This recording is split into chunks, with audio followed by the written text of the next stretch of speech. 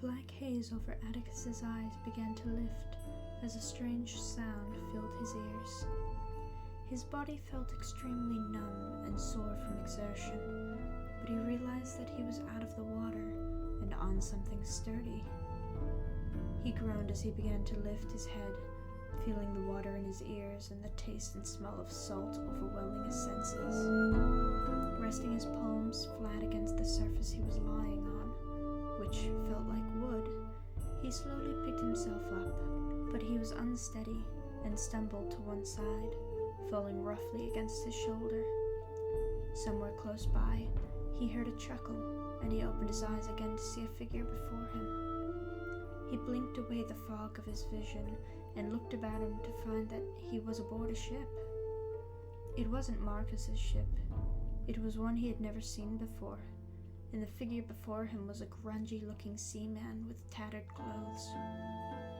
He watched Adakis sluggishly attempt to pick himself up again, but the tipping of the boat matched with Adakis's weak state made him crumble to the deck.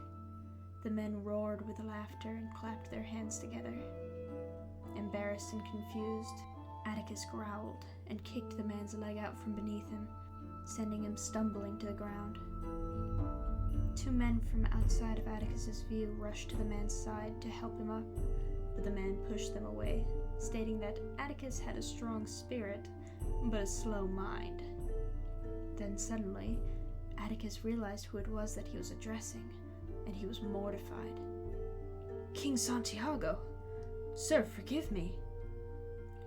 The fallen king of Kenadak, the city in ruin, chuckled to himself as he stood to his feet, offering Adakis a hand up. Adakis took his hand, and with Santiago's help, he was able to gain his balance, asking where he was.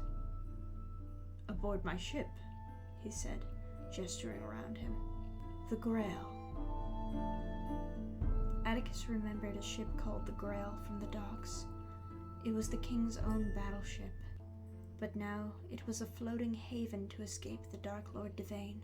Adakis nodded silently, knowing that it was the goddess that had kept him alive, and understanding the purpose.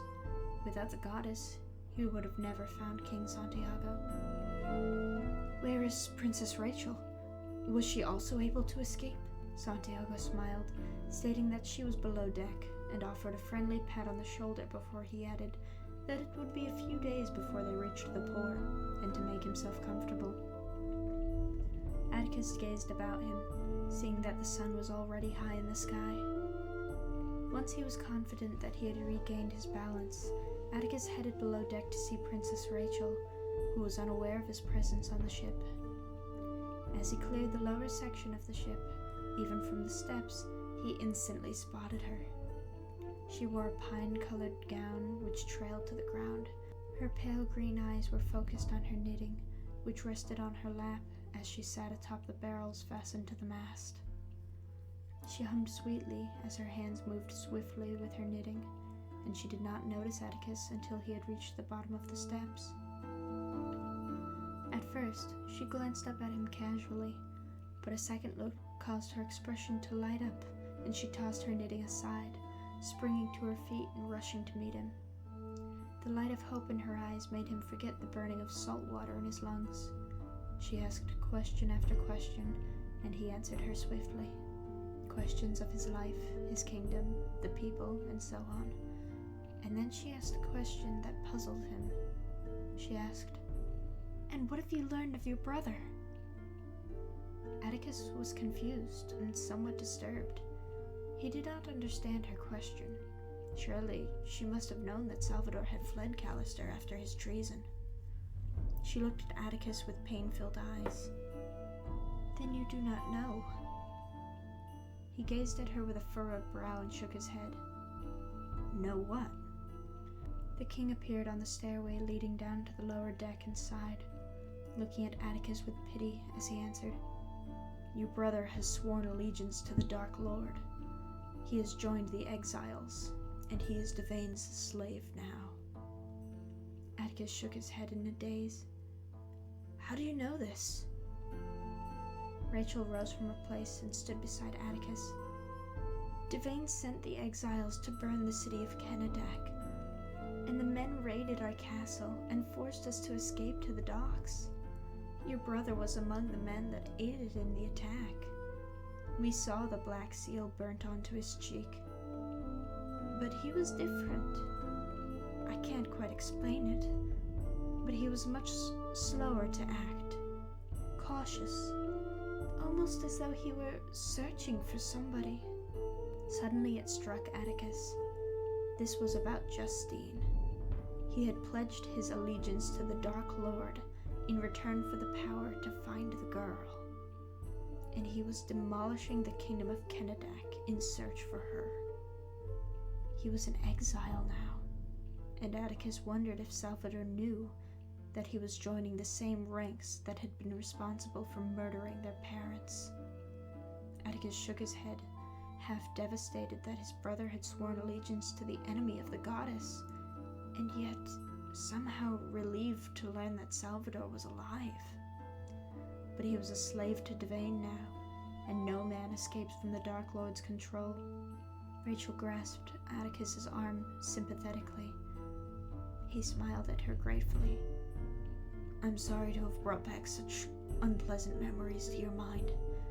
Thank you for telling me about my brother.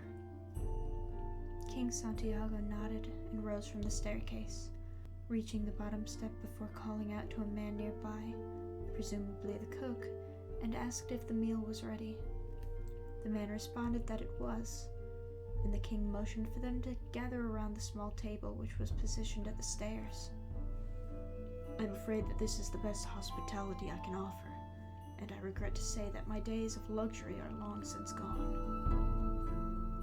3 bowls were served with the thick stew, and a plate of bread was set in the center of the table. The bread, Adakis noticed, was actually hardtack, a type of biscuit which had been baked several times in the oven to preserve it longer. But the result had stripped the bread of all flavor and caused the outside to be crisp instead of fluffy. Much like rusk, only without the honey to spread over it. Hardtack had to be torn with the sharper teeth and eaten with the aid of some warm drink. In this case, the stew was a suitable substitute for tea, and he ate the meal hungrily, realizing that he was half-starved. The stew consisted of a few basic vegetables, water and some oil, and some spices which were once common to trade in Kennedak, and a strange meat which could have been either pheasant or fish. Adakis could not be sure and preferred not to ask.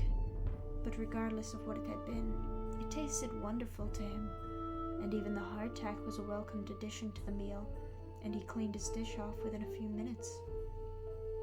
After they had eaten, the king escorted Adakis to a separate region of the lower deck, where he and the ship hands had slept. A room on the upper deck had been designed for him, but now that was where Rachel slept, as he was glad to give Rachel her own personal quarters, as she was still a lady and needed her own privacy away from the seamen and her father. Bidding each other good night with a few kind words, Adakis and Rachel went their separate ways across the ship, and below deck, among the ship hands and the cargo, Prince Adakis slipped into a peaceful sleep atop a pile of vegetable sacks as he let the gentle rocking of the ship lull him into a deep slumber.